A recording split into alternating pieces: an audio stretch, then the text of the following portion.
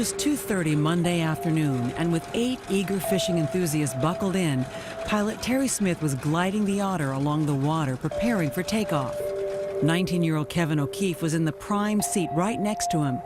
Back in the cabin, his father, Sean, gazed out the window at the now mostly clear sky.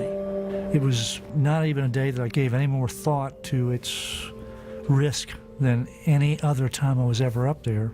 And after fishing and flying in Alaska for 30 years, Sean says he knows when conditions are dicey.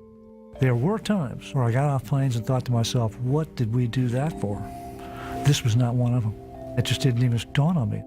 On the right of the cabin, behind Kevin, was 16-year-old Corey Tyndall. Her mother, Dana, was in the next seat, followed by the man Sean calls his mentor, former Senator Ted Stevens.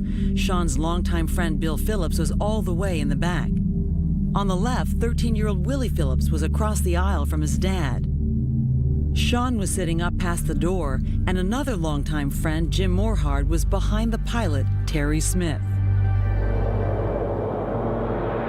As the Otter lifted off the river, heading to a fishing camp on the Nushagak River, there was quiet anticipation. The conversation during the takeoff? Everybody's ready to go, seeing what we can bring home. So everybody just kind of zoned out for a few minutes, waiting to land to grab the poles. At 2:45 p.m., 15 minutes into the 25-minute flight, the cabin was quiet. It was all so uneventful. And then? With no notice, absolutely no change in altitude, no evasive maneuvers, nothing, no turbulence. It just impact. That was it, just like that.